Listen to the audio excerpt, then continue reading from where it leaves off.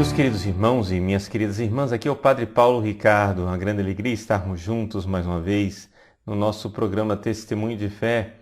Todas as semanas nós temos esse compromisso de refletir juntos a respeito da Palavra de Deus que a Igreja proclama na liturgia de domingo.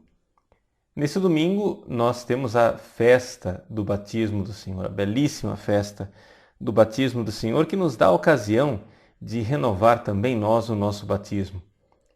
Como nós estamos no ano C, o evangelho que será proclamado será de São Lucas. Então, nesse domingo, nós proclamamos o evangelho de São Lucas, capítulo 3, e os versículos são de 15 a 16 e depois de 21 a 22. O evangelho de Lucas descreve o batismo de Jesus em brevíssimas pinceladas. Na verdade, são somente os versículos 21 e 22 que falam propriamente do batismo. No entanto, apesar de ser tão breve essa descrição, existe algo que impressiona. Impressiona o fato de que Lucas, ao contrário dos outros evangelistas, faz questão de enfatizar que Jesus, depois do batismo, estava em oração. E é exatamente na oração que ele, então, recebe o Espírito Santo em forma visível como uma pomba e uma voz do céu atesta: "Tu és o meu filho amado, em ti ponho o meu bem-querer." Vejam, é no momento de oração, e isso é bastante claro no texto original. Ou seja, no texto original, São Lucas como que divide a cena do batismo de Jesus em dois momentos diferentes. Num primeiro momento, Jesus é batizado junto com o povo. Baptistentos, é um aoristo, é um passado. Para quem não conhece a língua grega, o aoristo é um passado onde a ação descrita já foi realizada, já está completa, já passou. Pois bem, Jesus já tinha sido batizado. E é exatamente depois de ser batizado que ele, proseuchomeno, ou seja, em oração, presente, vê o céu se abrir. O céu se abre enquanto Jesus está rezando. Ele primeiro é batizado, depois sai das águas, vai para um lugar em que ele é batizado, em que ele reza, em que ele está em oração. E eu gostaria de salientar esse aspecto da oração de Jesus, porque ele é muito importante no Evangelho de Lucas. É muito importante no Evangelho de Lucas e é uma característica de São Lucas. Vejam, por exemplo, o verbo orar, proseuchomai, e o substantivo oração, proseuché, são usados no Evangelho de São Lucas 22 vezes.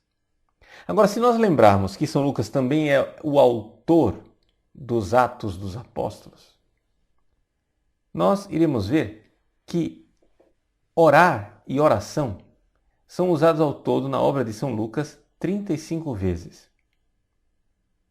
Pode não parecer bastante, mas se nós levarmos em consideração que nos 27 livros do Novo Testamento essas palavras são usadas somente 86 vezes, você faça seus cálculos e verá que 40% das vezes em que a palavra orar e oração são usadas no Novo Testamento, essas palavras estão na obra de São Lucas.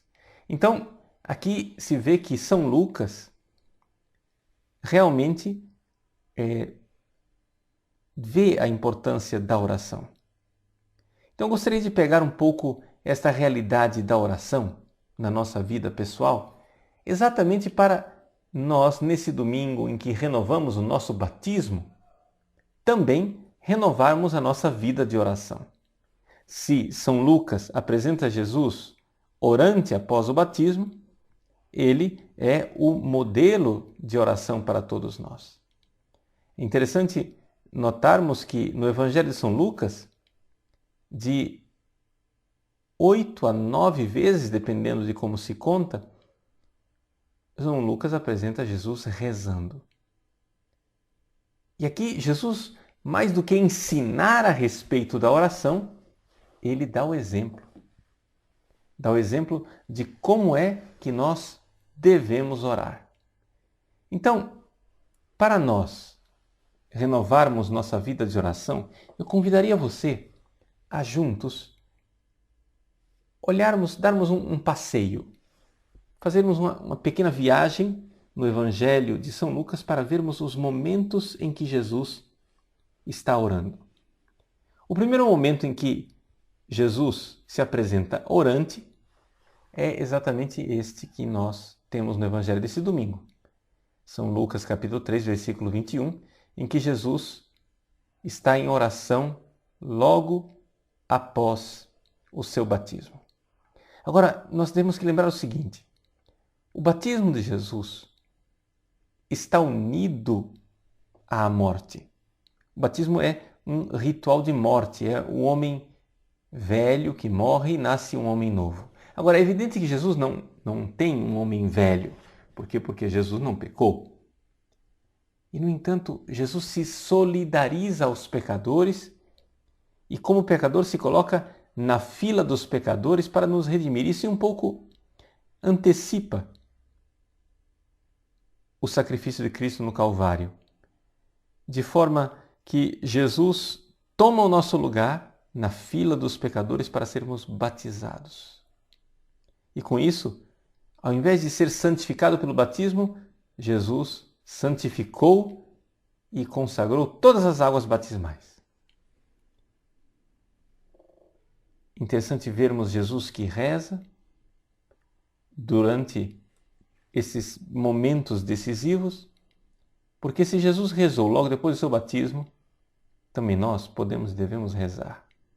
E se Jesus viveu o seu batismo como um momento de morte, aquela oração dele certamente tem muito a ver com a oração que ele fez no momento da sua crucifixão. Mas isso vamos deixar um pouco para depois. Agora vamos continuar na nossa viagem. Nós vemos que Jesus, de alguma forma, reza também quando ele é atacado pelos fariseus. Em São Lucas capítulo 5, versículo 16, quando Jesus está para ter o seu primeiro encontro decisivo com os fariseus, ele está em oração. Aqui, como mestre de oração, o Senhor nos ensina, antes de enfrentar nossos adversários, estejamos em espírito de oração, por quê? Porque não é contra a carne e contra o sangue que nós lutamos, mas contra os espíritos malignos. Então, ao nos apresentarmos diante de nossos adversários, saibamos, eles não são os verdadeiros inimigos. O verdadeiro inimigo é o demônio. Nós precisamos orar, estar prontos na oração para enfrentar a situação. Em São Lucas capítulo 6, versículo 12, Jesus está mais uma vez em oração. Dessa vez ele passa a noite orando para escolher os 12 apóstolos. Interessante isso. Esse momento em que Jesus vai decidir o futuro da igreja. Não existe futuro da igreja sem os apóstolos. Jesus ora. Jesus está lá orante. Isso é muito importante para nós. Saber que Jesus reza pelos seus apóstolos, reza pelo Papa, reza pelos nossos bispos. Continuando, São Lucas capítulo 9, versículo 18. Mais uma vez, Jesus está em oração, mas desta vez, Jesus está preparando a profissão de fé de São Pedro. É como se aquela profissão de fé em que São Pedro diz e declara que Jesus é o Cristo, o Filho de Deus vivo, como se aquela profissão de fé de Pedro fosse uma resposta à oração de Jesus. Jesus pede ao Pai que revele aos seus discípulos a sua verdadeira identidade. Então, Pedro, iluminado por Deus, professa. Logo em seguida, a transfiguração. Lucas capítulo 9, versículos de 28 a 29. Jesus está lá rezando e os discípulos vêm transfigurado. Veja, interessante, esse momento da transfiguração e o momento da desfiguração no Horto das Oliveiras, que nós iremos ver daqui a pouco, são os dois únicos momentos em que nós sabemos que Jesus estava rezando e havia testemunhas. Nós não podemos saber o quanto é que Jesus vivia frequentemente essas transfigurações, porque afinal nós só temos um único relato, que é este, o da transfiguração. Os outros momentos de oração de Jesus, os discípulos não estavam presentes, sabiam que ele tinha passado a noite em oração, mas ninguém estava lá observando. Acho que não é totalmente absurdo nós nos perguntarmos, mas será que Jesus não se transfigurava com mais frequência? É evidente que nós estamos falando aqui da vida de oração do próprio Filho de Deus que se fez homem. Se os santos místicos conseguiram tantas graças, por que Jesus, que é a fonte da graça, não teria, de alguma forma, obtido esta revelação da sua própria identidade para si, esse encontro com o mais íntimo de si, que é a divindade, ou seja, a sua própria natureza divina de Filho de Deus, se nesses momentos de oração Jesus tocava a sua identidade divina. Mas, na verdade, precisamos deixar tudo isso no mistério.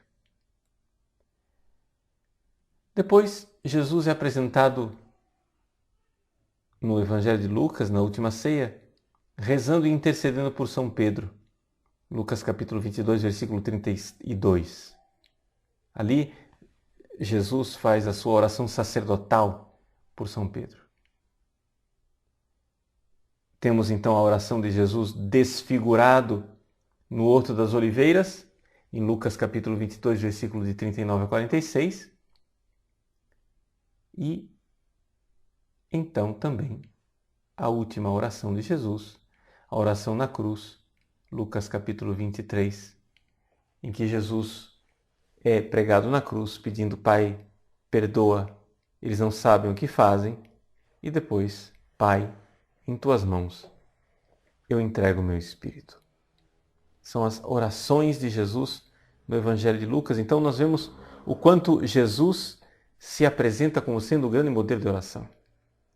Além disso, o Evangelho de Lucas também nos ensina a orar não somente enquanto Jesus é modelo, mas também nos próprios ensinamentos do Divino Mestre. No capítulo 10 nós temos a oração de Jesus pela missão dos 70 discípulos. No capítulo 11 temos Jesus que nos ensina a oração do Senhor. Ainda no capítulo 11, Jesus nos fala da pequena parábola do amigo que chega à meia-noite. No capítulo 18, nós temos a parábola do juiz injusto. Capítulo 21, Jesus nos exorta a sermos atentos, a estarmos vigilantes na nossa oração. Enfim, todo o Evangelho de Lucas é um grande livro que nos ensina a orar. É interessante que nós aqui, no início deste ano dedicado ao estudo, à meditação do Evangelho de São Lucas, nós nos coloquemos nesta escola de oração, junto com São Lucas. Vejam que Jesus orava. Isso para nós pode parecer quase que escandaloso. Ou seja, se ele era Deus, por que rezava? Por que precisava rezar? Mas é que Jesus assume a nossa humanidade e é o modelo real e concreto da humanidade que nós todos deveríamos ter. Isso quer dizer o seguinte: na prática, o ensinamento é este, que se nós não rezarmos, não seremos plenamente humanos. Humanos nós já somos, mas não seremos plenamente humanos se não estivermos na grande escola de oração. São Lucas apresenta o Divino Mestre, nosso Senhor Jesus Cristo, orante. Depois, a Igreja será também ela orante. É interessante nós notarmos que o Evangelho de Lucas se abre no templo de Jerusalém, em que as pessoas estão orando com Zacarias, que está lá dentro.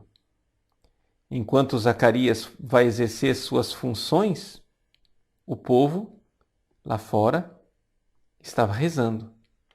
E também, essa é a primeira cena do Evangelho de Lucas, e também a última cena, o último versículo do Evangelho de São Lucas.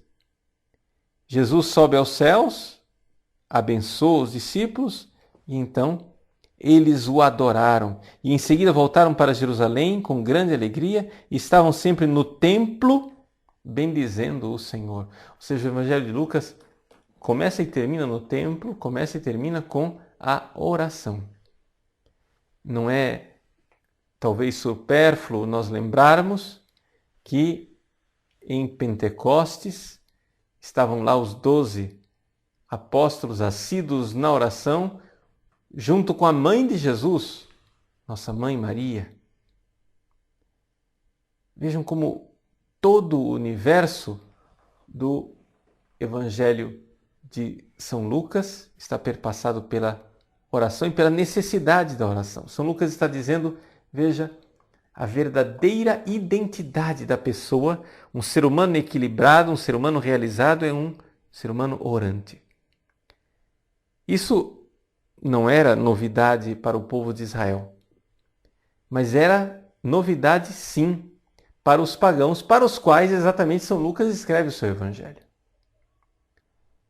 O pagão, ele costumava viver uma religião de atos rituais externos, mas ele não estava acostumado à vida de orante, a uma vida de mergulhar em si mesmo para se encontrar com Deus que me visita. Jesus aqui é apresentado como modelo de oração. Então, meu irmão, minha irmã, veja, nós que estamos celebrando a festa do batismo do Senhor e queremos renovar a nossa filiação divina, o fato de nós sermos filhos de Deus, tomemos a peito esta realidade da oração, consideremos a importância do nosso rezar no dia a dia. Gostaria de chamar a atenção, sobretudo, na Santa Missa. Ou seja, na introdução ao espírito da liturgia, o cardeal Ratzinger chamou a atenção para o fato de que muitas vezes a forma como nós celebramos a liturgia, ao invés de ser uma liturgia voltada para Deus e para o encontro com Deus, é uma liturgia voltada para o homem, um antropocentrismo. O homem ocupa o espaço central. Pois bem, é necessário corrigir isso e na Eucaristia, na celebração da Santa Missa, nós precisaríamos ser mais orantes. O encontro com Deus. Por exemplo, nós vemos que as pessoas perderam um pouco o que é a noção de oração. O que é realmente rezar? Este encontro com Deus, esse derramar a alma diante de Deus. As pessoas, de alguma forma, parece que querem viver um momento festivo, um momento de congraçamento, um momento de animação, um momento diversivo, mas não querem se encontrar com Deus. Até mesmo, por exemplo, os nossos ministérios de música nem sempre são inspirados nas suas escolhas musicais. Muita gente vem me perguntar, mas Padre Paulo, pode ou não pode bater palma na missa? Nós podemos ou não podemos bater palma na liturgia? Existe alguma lei que proíbe as palmas na Santa Missa? Veja, não é uma questão de lei. Por exemplo, não existe nenhuma lei que proíba um diretor de cinema que está filmando um romance entre um rapaz e uma moça, no momento principal, no clímax, no ápice do filme, no momento mais romântico em que os dois finalmente vão dar o primeiro beijo,